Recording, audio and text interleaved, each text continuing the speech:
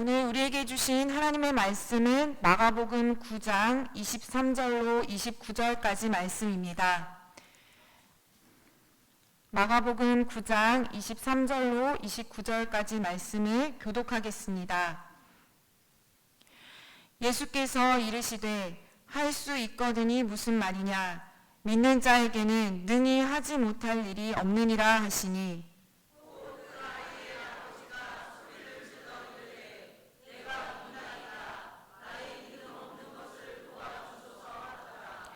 예수께서 무리가 달려와 모이는 것을 보시고 그 더러운 귀신을 꾸짖어 이르시되 말 못하고 못 듣는 귀신아 내가 네게 명하노니 그 아이에게서 나오고 다시 들어가지 말라 하시매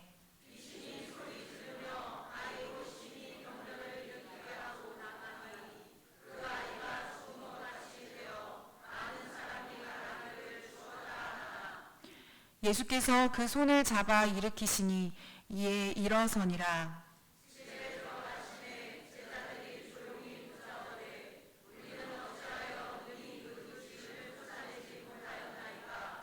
함께 읽겠습니다.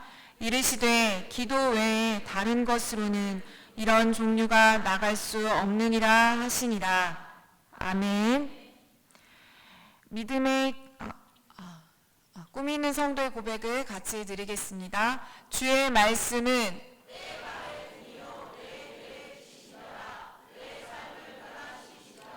주께서 말씀하신 대로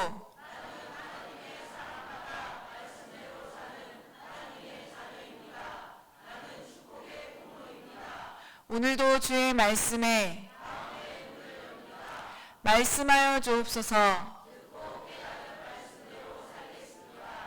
아멘. 믿음의 기도와 간구라는 제목으로 이 시간 정홍구 목사님 나오셔서 말씀 전해주시겠습니다.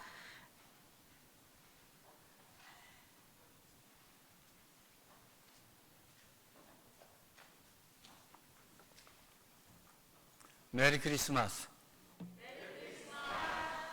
대강절 첫 주가 시작되면 우리 입에서 먼저 나와야 될 인사가 메리 크리스마스입니다. 11월 달부터 백화점 갔더니 막 처리해놓고 막 깜짝 놀라게 캐롤송이 막 나오고 기쁘다 그저 오셨네도 막 나오고 그래서 깜짝 놀랐어요. 정말 세상 사람들은 예수님의 오심 그 성탄절을 기다리는가 봐요. 이것 때문에 이 뭔지 알죠? 돈 때문에. 근데 우리는 이 대림절을 시작하면서 메리 크리스마스 인사하죠. 즐겁게 우리가 하나님께 예배드리자 하는 거예요. 즐겁게 크리스마스, 그리스도에게 마스, 예배예요. 즐겁게 예수 그리스도를 경배하자. 그런 인사거든요. 그러니까 우리 성도들은 이 대강절을 시작하면서 계속 외쳐야 될 말이 뭐라고요? 메리 크리스마스.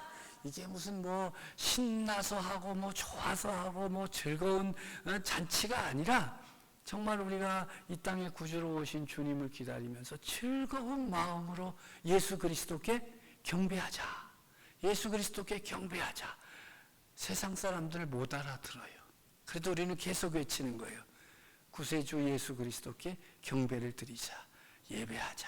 이런 얘기입니다. 그러니까는 여러분 이제 대강절 시작하니까 첫 주, 그것도 12월의 첫날 우리 입술에서 계속 나와야 될 것은 메리 크리스마스. 그리고 할렐루야. 우리의 삶 가운데 찾아오셔서 우리들의 걸음을 힘있게 하시고 하늘 소망 품고 살아갈 수 있도록 도와주시는 하나님 우리 아버지께 찬양과 경배를 드립니다. 사랑하고 존경하는 꿈이 있는 교회 성도 여러분, 지난 한 주간 우리 주님 예수 그리스도의 은혜를 힘입어 믿음의 길, 승리의 걸음으로 전진하셨습니까? 줄여서 말하면 고향분들 잘 계셨냐 하는 인사입니다. 미소로 서로를 바라보고 주님을 바라보면서 예배하는 여러분들에게 우리 주님의 크고 놀라운 평화가 임하시기를 간절히 바랍니다. 우리들 주변에는요 안타까운 일들이 참 많이 있지요. 이 레바논 사람들이 요즘에 이 폭격으로 인해서 얼마나 고통당하는지 그 뉴스를 바라보면서 야, 저 사람 저거 어떻게 사나 할 정도로 하루아침에 우크라이나 사람들도 그렇죠. 전쟁의 폭격으로 인해서 사람들이 죽어나가고 부상당하고 집들은 무너져 내리고 어떻게 사나? 그들의 부르짖음, 그들의 애통함을 바라보면 가슴이 먹먹합니다. 우리나라에도 수많은 자영업자들의 파산과 재앙 수준에 달하는 젊은이들의 절망감, 또 기록적인 수명 연장으로 인한 노년의 삶이 재앙이 되어버린 노인들의 고통 등 참으로 어려운 일들이 정말 많습니다. 이렇게 사람들이 살아가다가 큰 재앙을 만났을 때 자신의 힘으로는 아무것도 할 수 없고 사방 둘러보아도 도와줄 리가 없고 그래서 아무런 해결책이 보이지 않는 경우가 때때로 있습니다.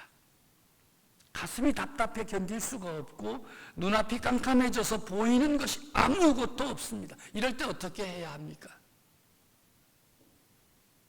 세상 사람들은 그것을 죽음으로 해결하려고 하지요. 그래서 우리나라가 OECD 중에서 노인 자살률이 1등이래요. 별걸 다 1등을 좋아해요. 그만큼 세상에 살기 어렵고 힘들고 고통스럽고 절망의 그림자 속에 갇혀 있음을 우리가 발견하게 되는 것입니다. 우리 성도들에게는 이런 힘듦과 어려움과 고통과 재앙과 같은 재난 앞에서 세상이 알지 못하는, 아니 알 수 없는 길이 하나 있습니다. 오직 예수, 오직 믿음입니다. 할렐루야. 예수님 말씀하셨죠. 내가 곧 길이다. 내가 곧 길이다. 정말 답답하고 고통스럽고 힘들고 어떻게 해야 좋을지 모르는 암담한 현실 속에서 살아가는 우리들에게 예수님 말씀하십니다. 내가 곧 길이다. 마가복음 9장에 큰 어려움에 빠진 한 남자의 이야기가 기록되어 있습니다. 그는 아버지입니다. 한 아이의 아버지예요. 이 남자에게는 아들이 하나 있었습니다. 성경에는 주로 여자들이 많이 나오잖아요. 근데 아주 독특하게 이 본문에는 여인은 등장하지 않고 한 남자가 등장하고 그에게는 아들이 하나 있는데 이 아들이 큰 병에 걸렸습니다. 말을 듣지도 못하고 하지도 못합니다. 때때로 갑자기 쓰러지고 거품을 흘리고 이를 갈고 어떻게 다 표현할 수 없습니다. 사람들은 말하기를 당신 아들 귀신 들렸어. 손가락질을 했습니다. 아들을 고칠 방법이 이 사람에게는 없었지요. 이 남자, 이 아버지의 마음은 어떠했을까요? 그 아픔과 고통을 누가 알 수 있었을까요? 남자들은 다 울어도 안 된다 그러지요. 그렇죠? 울어도 안 된다. 울지도 못하고. 너무 아픈 거예요. 너무 고통스러운 거예요. 그런데 이런 큰 고통 가운데 있는 아버지에게 놀라운 소식이 들려졌습니다. 예수님께 가면 된다. 그분은 맹인도 고쳐주시고 귀먹고 말도 듣는 자도 고쳐주시고 귀신 들리는 어린 여자도 고쳐주신 분이다. 예수님을 찾아가라. 그러면 당신 아들이 살아날 수 있을 것이다. 이 소문에 귀가 번쩍했어요. 바람나무아래 천리를 간다고 이 사람의 귀에 들렸으니까요. 신의 또는 명이라고 일컬어지는 예수님 찾으면 아들이 고침받고 살 수 있다는 이야기를 듣고 난 아버지 어떻게 했겠어요? 망설임, 한치의 망설임도 없이 병든 아들 데리고 예수님을 찾아 나섰습니다. 누구라도 그렇게 하지 않겠습니까? 우리나라에도 명의가 있지요. 텔레비전 보면 명의가 나옵니다. 이런 분들은 보통 서울에 있는 대형 병원의 의사들이에요. 특진을 통해서만 만날 수가 있어요. 보통 예약을 하고 몇 달씩 걸립니다. 그리고 달려와서는 사람들 뭐라 그러죠? 역시 명의가 달라. 뭐가 명인가 알아봤더니 모든 질병을 고쳐주는 것이 아니에요. 아주 정확하게 진단을 하기 때문에 이것은 치료할 수 있는지 없는지를 정확하고 분명하게 알려준다는 거예요. 속이 다 시원한다는 거예요. 그래서 다르다. 명이라. 그래도 정확하게 진단을 하기 때문에 치료 가능성이 더 높고 안전합니다. 그러하게 사람들이 여러 달이 걸려도 이름 있는 의사 만나려고 예약하고 기다리는 것이에요. 옛날에는 예약 제도가 없었잖아요. 예수님 만나러 가는 길에도 예약은 필요가 없었어요. 그래서 아버지와 아들, 자기 인생의 전부이면서 절망덩어리인 이 아들을 데리고 예수님 계신 곳으로 찾아갔습니다. 그런데요, 안 되는 사람은 뒤로 자빠져도 코가 깨진다는 말처럼 그렇게 소문 듣고 찾아갔는데 예수님이 안 계신 거예요. 제자 몇 사람과 함께 높은 산으로 올라가셨는데 언제 내려올지 모른다는 것입니다. 그래서 옆에 있는 사람들이 예수님의 제자들에게 이 사람 좀 고쳐달라고, 이 사람 얼마나 불쌍하냐고, 이 아들 좀 고쳐줘야 되지 않겠느냐고 좀 부탁을 좀 하라고. 그래서 이 아들을 데리고 간 아버지가 제자들에게 부탁합니다. 예수님 계시지 않아서 그렇긴 하지만 그래도 우리 아들 좀 보시고 이 아들 좀 고쳐주면 좋겠습니다. 제자들이 얼마나 난감하겠어요. 그거 한번 해보시죠. 그래가지고 온갖 예수님 하던 방식대로 소리도 치고 노력을 했지만 고칠 수가 없었습니다. 귀신을 쫓아낼 수가 없었습니다. 그 모습을 지켜보던 사람들에서 또 빈정대는, 또 비난하는 말씨름이 벌어졌어요. 그것도 못하냐? 제자들은 말하죠. 예수님만 오시면 된다. 좀 기다려라. 제자들도 못하는데 선생이라고 하겠느냐? 온갖 소란이 다 벌어졌어요. 이 아버지의 마음은 어떻게 했어요? 참 기도 안 차는 그런 상황입니다.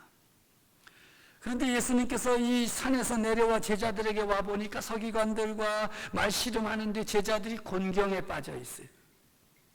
도와달라고 하는데 도와줄 수 없으니 얼마나 곤란한 상황이겠습니까? 그곳에 있는 모든 사람들이 예수님 보고 매우 놀랐습니다. 그리고 또 반가웠지요. 예수님이 모든 상황을 해결할 수 있으리라고 믿었기 때문입니다. 예수님 물으십니다. 너희가 무엇을 그들과 변론하고 있느냐? 제자들이 아무 대답도 못하고 한 남자가 뛰어들어 말을 합니다. 선생님, 말 못하게 귀신 들린 내 아들을 선생님께 데려왔습니다. 귀신이 어디서든지 그를 잡고서 거꾸로 엎드리고 거품을 흘리게 만들고 이를 갈고 내 아들이 죽어갑니다. 내가 선생님의 제자들에게 내쫓아달라 하였지만 그들이 능히 하지 못하였습니다. 요즘 애들 말로 제자들 완전 쪽팔렸습니다. 부끄러운 모습이 다 드러났어요. 그때 예수님께서 말씀하십니다. 믿음이 없는 세대여, 내가 얼마나 너희와 함께 있으며 얼마나 너희에게 참으리요.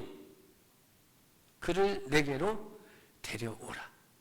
믿음 없는 세대를 책망하는 듯하나 사실은 제자들의 불신앙을 책망하고 있는 것입니다. 제자들의 불신앙을 책망하면서 예수님은 그들이 무능할 수밖에 없는 원인, 그들의 실패의 원인은 불신앙이라고, 믿음이 없는 세대라고 책망하신 것입니다. 오늘 우리를 향하여 예수님께서 믿음이 없는 세대, 믿음 결핍증에 빠진 세대라고 책망하지 않으시겠습니까? 믿음이 있는 것 같으나 믿음 없는 사람들이 참 많습니다.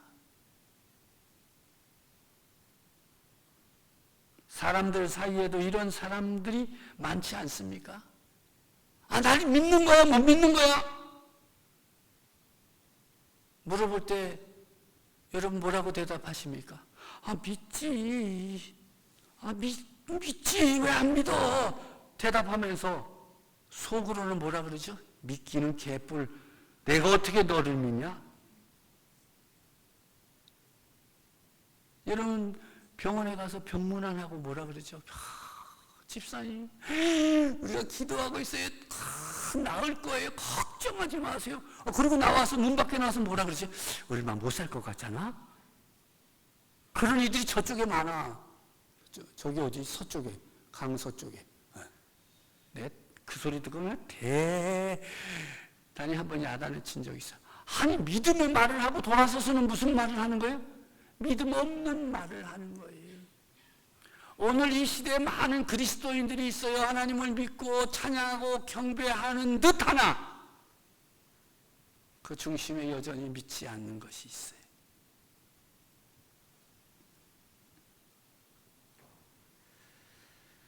이 시대는 믿음 없이는 한시도 살 수 없는 시대인 동시에 믿는 듯 하나 믿지 않는 믿음 결핍증에 걸려 있습니다.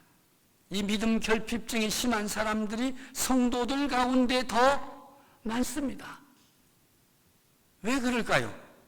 세상 사람들은 하나님을 믿지 않으니 불신의 세대에 아예 안 믿어요.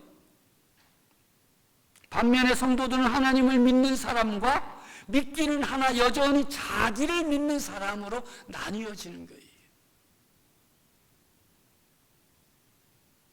오늘 예배에 참석한 성도 여러분들은 어느 편에 서 있다고 확신하십니까? 아이가 예수님 앞에 섰는데 귀신이 예수님을 보고 곧 그 아이로 심히 경련을 일으키게 했어요. 성경을 기록해 보니까 그 아이가 땅에 엎드러져 구르며 거품을 흘렸어요. 예수님께서 그 아버지에게 물었지요. 언제부터 이렇게 되었느냐? 어릴 때부터입니다. 귀신이 그를 죽이려고 불과 물에 자주 던졌습니다. 그러나 무엇을 하실 수 있거든 우리를 불쌍히 여기사 도와주옵소서. 우리를 불쌍히 여기사 도와주옵소서.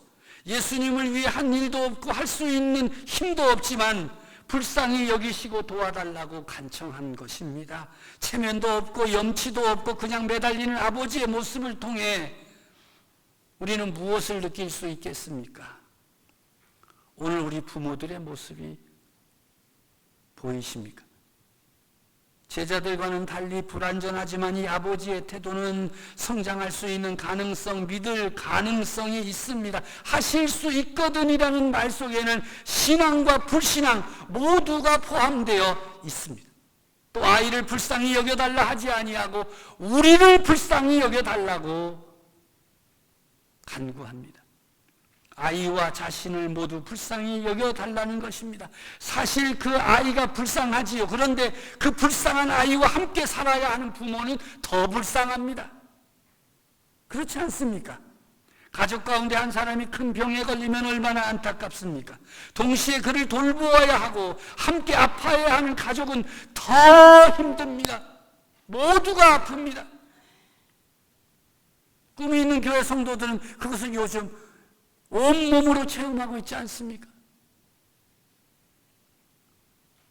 그런데 불쌍히 여기시고 도와달라는 아버지의 간청에 예수님께서 냉정하게 말씀하시지요. 예수님께서 그 아비를 향해서 할 수 있거든이 무슨 말이냐?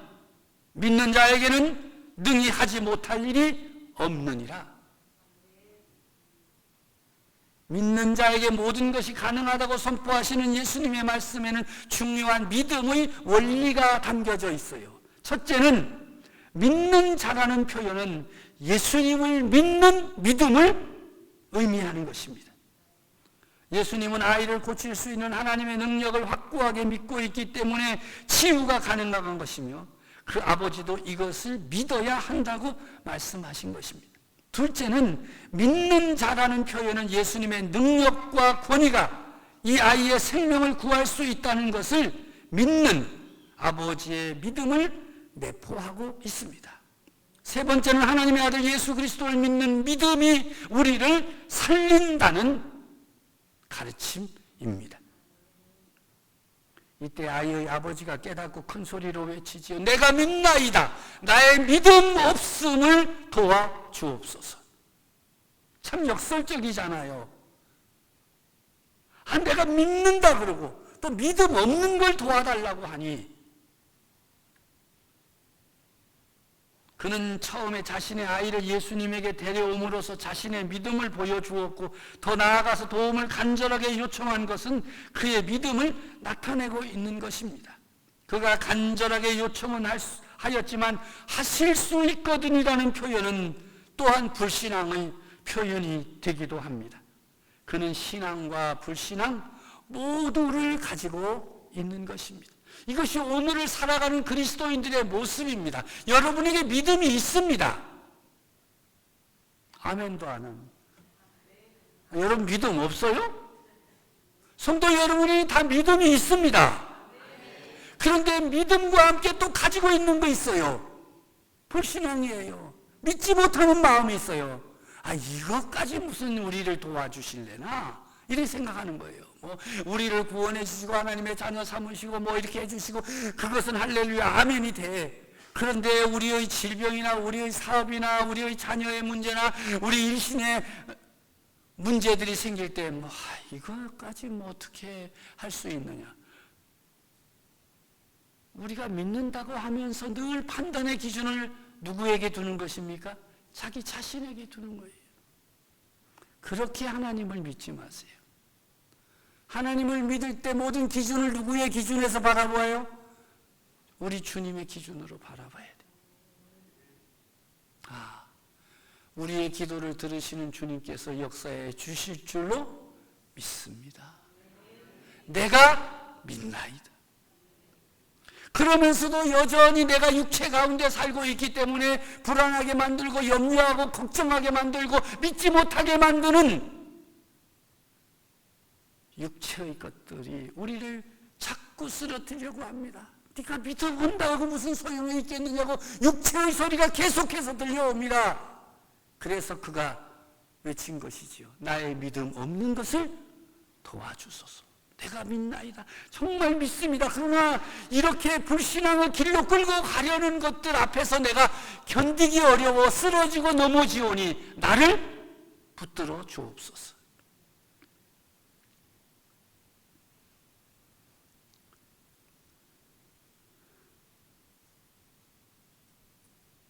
예수님께서 그 더러운 귀신을 꾸짖어 명하십니다.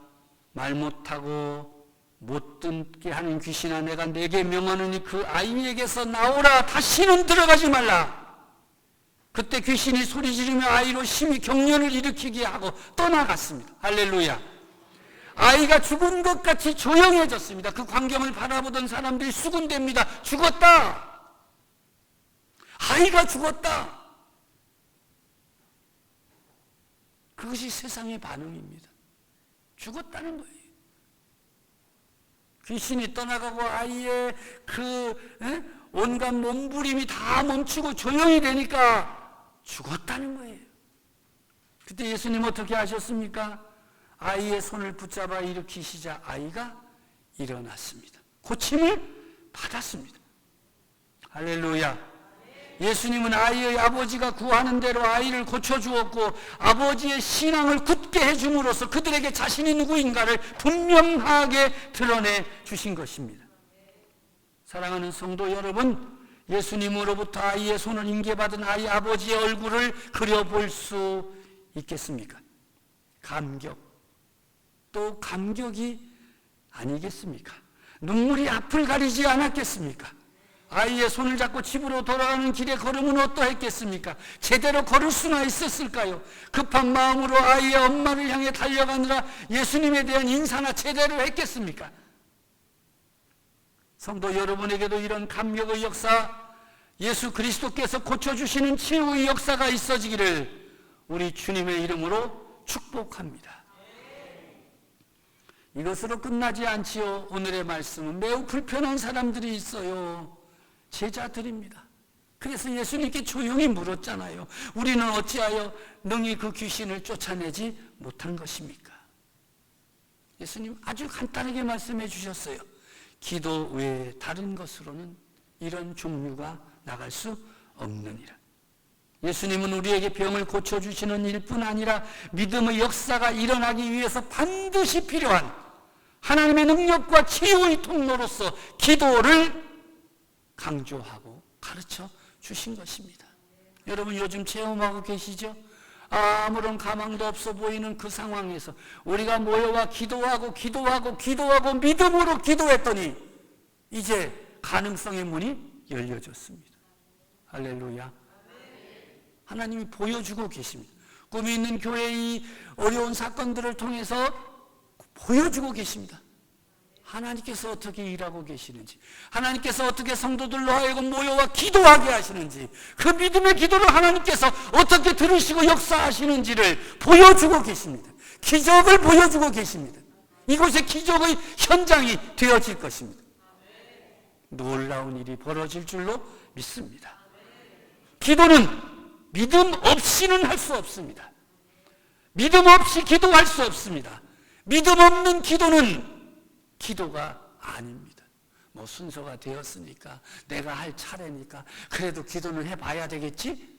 그런 기도는 기도가 아닙니다.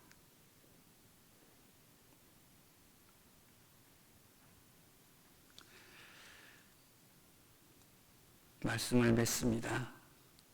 믿음으로 하나님 앞으로 나아가시기 바랍니다.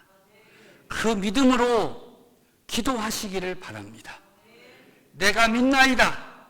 내가 믿나이다. 믿음을 고백하면서 기도의 자리로 한 걸음 한 걸음 전진하십시오. 그렇게 하나님을 가까이 하십시오. 마음을 토해놓고 기도하십시오. 그래서 하나님을 기쁘시게 하고 하나님의 능력으로 충만해지는 우리 꿈이 있는 교회와 성도 여러분 되어지기를 예수 그리스도의 이름으로 축복합니다. 하나님 아버지 감사합니다. 모여와 예배드리게 하시고 말씀 앞에 우리를 세우셨사오니 말씀의 능력으로 충만케 하시사 믿음 있는 자들이 되게 해 주시옵소서. 내가 믿나이다. 내가 믿나이다. 믿음을 고백하며 기도의 현장으로 모여오게 하시고 기도할 때마다 하늘의 문이 열려지고 하나님의 놀라운 역사가 저들 가운데 이루어지는 기적을 체험하며 사는 사람들이 되게 해 주시옵소서. 예수님의 이름으로 기도드립니다. 아멘.